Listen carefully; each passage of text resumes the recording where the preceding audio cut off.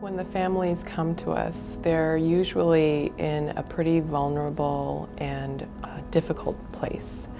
They have reached a point where they realize that they can't provide all the care that their person needs, but they want to make sure that they get the best care possible. And when they come here, I think they're not sure whether we can provide that. It's a process. It's a process of building that trust so that when they start to see how we work with their loved one, their husband or their mother, they can see how much care we put into learning the person, what they like, what they enjoy, what really engages them. And when they see that we get it, they start to trust and they start to relax. And they're able to focus on their work when they're at work and their loved one is with us, or they're able to take a few hours to go back to the gym or go swimming or meet with old friends for lunch. And they're not worried about where their person is. Well, it's been very important for me because Penny has, with her memory troubles, has been having an increasingly difficult time finding things on her own that she's able to do and ways to stay engaged with the world and be creative and do interesting things. And so when we found Iona, it was great because it brought a lot into her life and brought a lot of things that she's able to do now that if she was just on her own, she wouldn't be able to. Pretty much anybody can walk through the door. Any walk of life, any individual. It's quite amazing to me to get to know the background of all of these individuals, that they come from such different life experiences.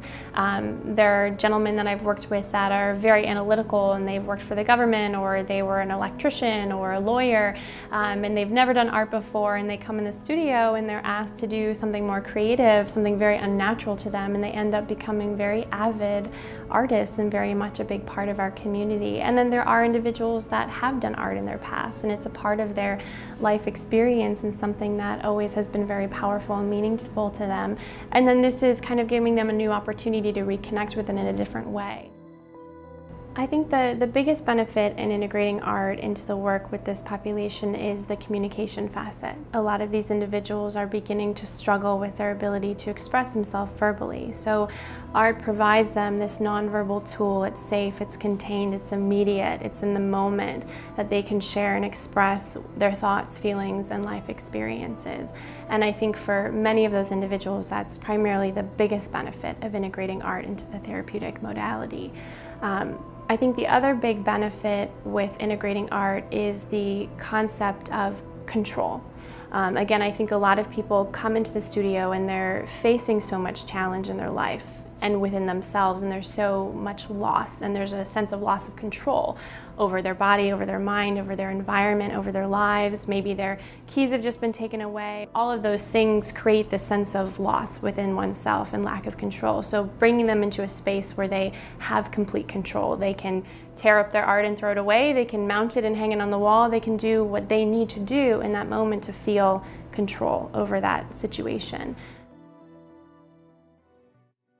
I love it when, I do some things, in the art area, and I just, I got to come home and say, look what I did today, And actually, I think sometimes they're pretty good, and I'm proud of myself.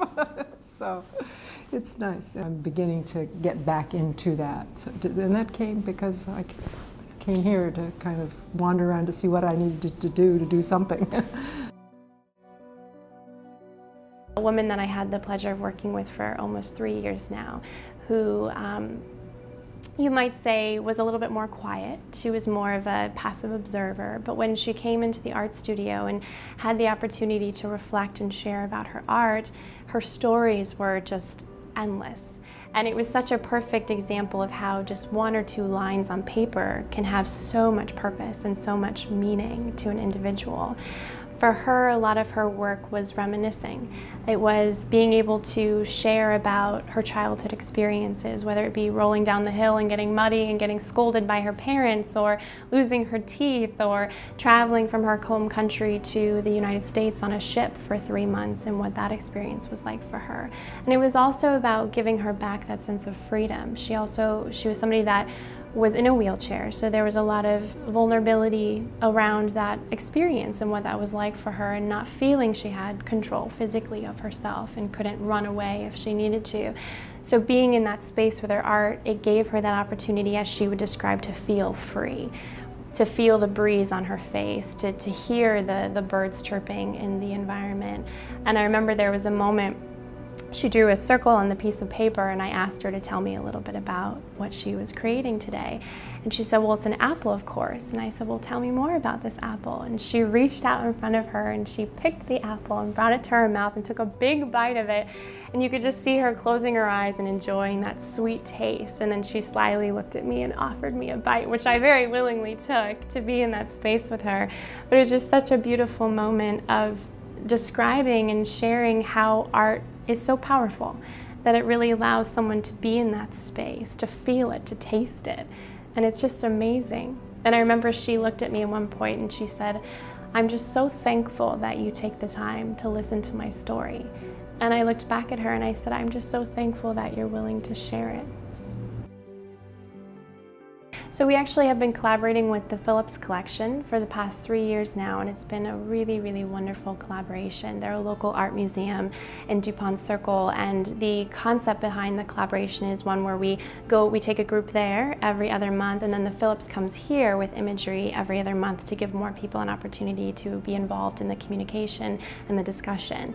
After a year of collaborating with the Phillips, it actually culminates in an art exhibition, which is quite fantastic, at the Phillips Collection. So we actually get to mount and display the individual's artwork that was produced in the art therapy studio at the Phillips for a good month and a half.